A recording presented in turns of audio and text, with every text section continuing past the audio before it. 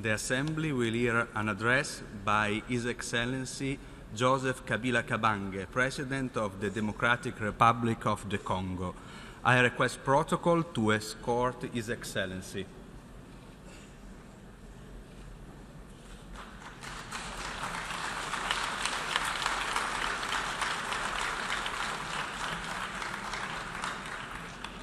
On behalf of the General Assembly, I have the honor to welcome to the United Nations His Excellency Joseph Kabila Kabange, President of the Democratic Republic of the Congo, and to invite him to address the Assembly.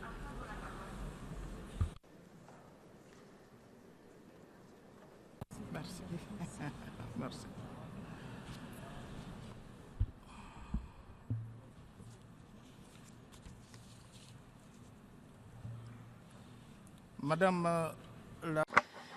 President, Secretary General, Your Excellencies, ladies and gentlemen, heads of state and government, ladies and gentlemen, as I did several years ago, I am delighted to take the floor from this podium, first of all to pay tribute to a worthy son of the African continent, Mr. Kofi Annan, who passed away just a few weeks ago after having made his mark on our organization with his exemplary commitment to peace. I should also like to commend the unquestionable leadership of the Secretary General, Antonio Guterres, in his defense of a multilateralism which is strongly influenced by a reformed United Nations. I should also like to proffer my very warmest congratulations to you, Madam President, for your brilliant election in a clear acknowledgement of your experience as a diplomat. President, during my statement at the 72nd session of our August Assembly, I spoke about the domestic situation in my country, and I affirmed that in security terms, thanks to the efforts we had made, we had succeeded in reversing the dangerous trend in the center of the country and to significantly improving the situation there, whilst in the northeast, the very worthy efforts provided by the defense and security forces were allowing us to contain terrorist attacks. Today, peace has been consolidated in the center of the country, as attested to by the significant reintegration and return of families which had been forced to displace within our country or to go to neighboring countries as a result of the deplorable violence. However, the security challenge remains great in the northeast region due to the persistent terrorist activity, which has hit not only the Beni region on the 23rd of September this year, but also other countries in the region.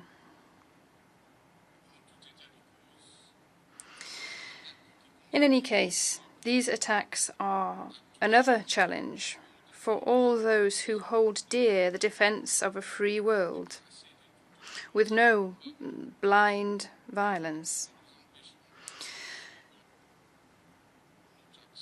These will not prevent us from pursuing our action for peace and stability in our country, and above all, from undertaking further efforts in order to secure the electoral process currently underway.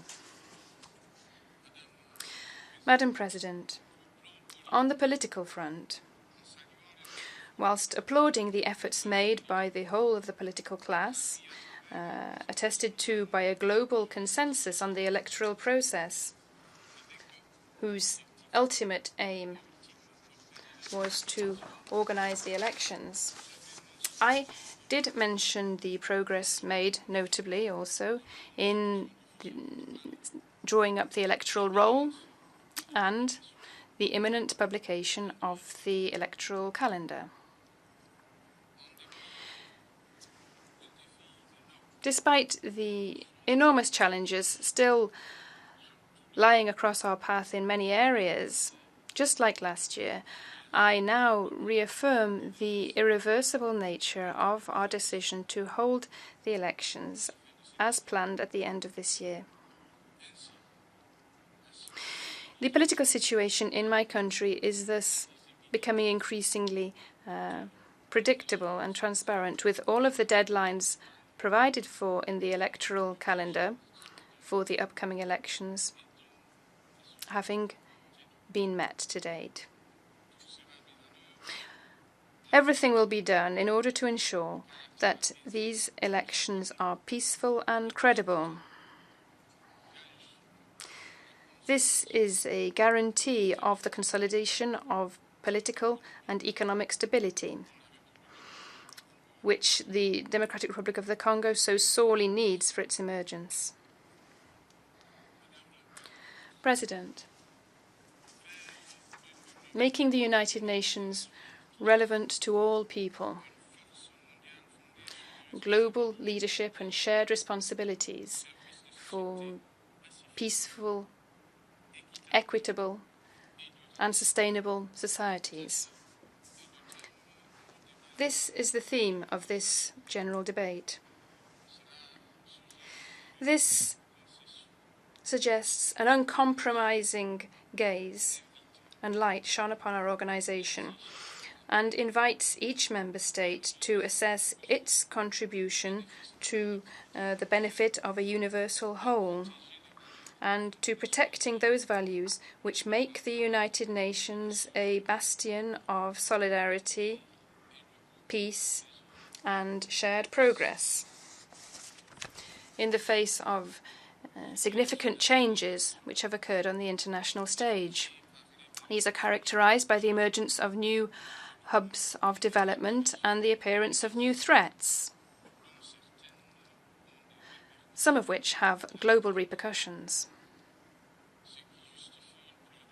This justifies once again the committed and shared reflection around the reform of our organization in order to ensure better functioning of this organization.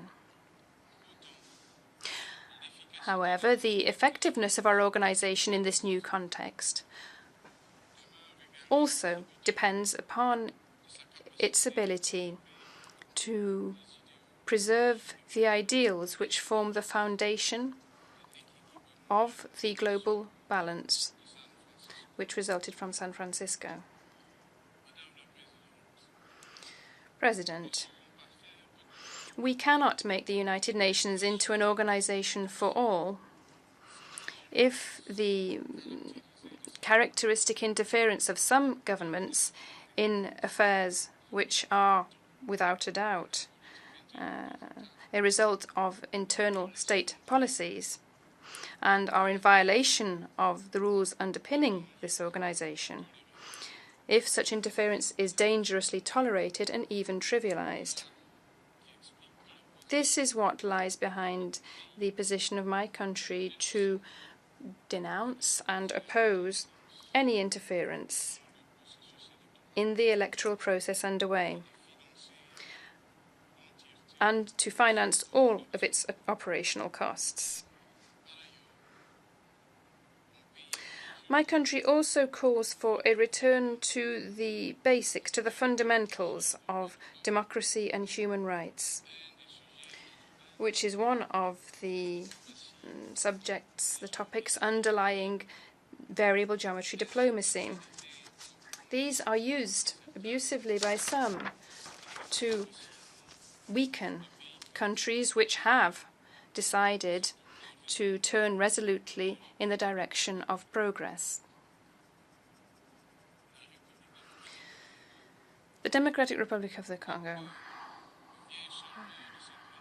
while it is only 58 years old, 15 of them as a democracy, is proud to share its experience in this area, both within the Human Rights Council, which it is a member of, and in other regional and international fora. We do this humbly, but without complexes. We are aware that we still have a long way to go. We cannot make the United Nations into an organization for all and for the benefit of sustainable societies if the fauna and flora of those countries containing huge forests serve merely as ornaments, with the carefully chosen pretext of their being the lungs of humankind, or even of their being there to counterbalance the environmental damage caused by the industries of the north. This cannot happen if, at the same time, there is no real will to provide our people with anything in return, or in order to honor promises which are often made but never kept. President, almost 15 years ago, the African continent spoke with one voice to call for its entry into the Security Council of the United Nations as a permanent member as a result of a reform of our organization. Given the multifaceted changes noted for several years now, in the name of the equity which is so strongly emphasized during this session, Africa wishes to have its voice better heard in response to the expectations of its people, who are calling for greater representation within this organization whose scope is universal, and most of whose peacekeeping action concerns our continent. Thus, 20 years after the deployment of United Nations forces in my country, and because of their very mitigated results in operational terms, my government reiterates its demand for the effective and substantial beginning of the withdrawal of this multilateral force. To conclude, Madam President, I can measure the progress made today by my country, which just a few years ago was relegated to the rank of a failed state, but which today harbors unquestionable aspirations for emergence. This is the case because the economic, security, and political signals are so encouraging. The challenges ahead of us are certainly not minor ones, but they cannot shake my faith in a bright future for my country, whose people are able to avoid the traps of history and to strongly affirm their attachment to their country's unity, independence, and sovereignty. I would also like to assure you that the Democratic Republic of Congo will always stand by this organization, just as long as it stands by us, because it embodies the most tangible result and conclusion of all our efforts towards peace and the well-being of our planet. It is, however, incumbent upon member states to work towards a stronger organization, using their actions to preserve those values which underpinned its birth and whose scope unquestionably encompasses the preservation of humanity. Madam President, ladies and gentlemen, I thank you.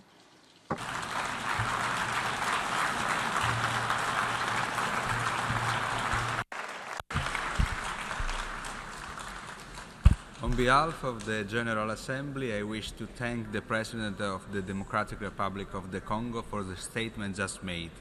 May I request representatives to remain seated while we greet the head of state.